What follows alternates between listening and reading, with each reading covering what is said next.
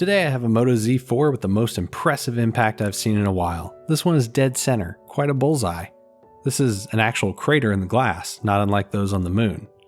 The backside seems to have avoided the same blunt trauma that the front encountered, somehow. Thankfully, the repair is just as easy as it is to break this screen, so let's get to it. Turning on the heating mat, we're going to get this glass nice and warm so we can separate the screen without damaging the adhesive. The Moto Z4 isn't water resistant, but the adhesive used is pretty unique to Motorola devices, and leaving it intact lets you reuse it with great results. Once the screen is slightly too hot to the touch, I can use a 1/10 of a millimeter thick pry tool. It's super flexible, but blunt enough not to cut, and unlikely to catch on anything without you being able to feel it first. With all the adhesive separated from the screen, it can lift up and open similar to an iPhone, kind of like a backwards book. I'm going to carefully, and I stress that carefully, use an X-Acto knife to slice through this graphite tape that covers the battery connector. The sticker does almost nothing in terms of thermal dissipation, and removing it is not going to hurt. A single Torx screw keeps a shield secured over the battery connector. You know what's coming next, right?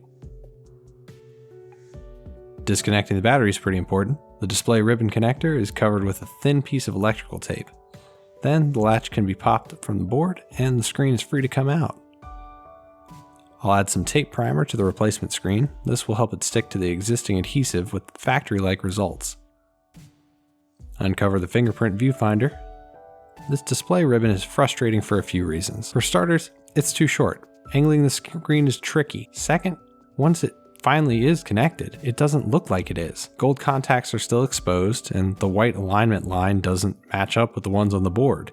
Reconnecting the battery is pretty important. There isn't enough room inside this phone for the connector to detach on its own, but replacing all the parts is important, so tighten that Torx. The screen gets pressed into the frame. It has plastic alignment posts at the top and bottom of the screen, so it will only sit flush if lined up properly.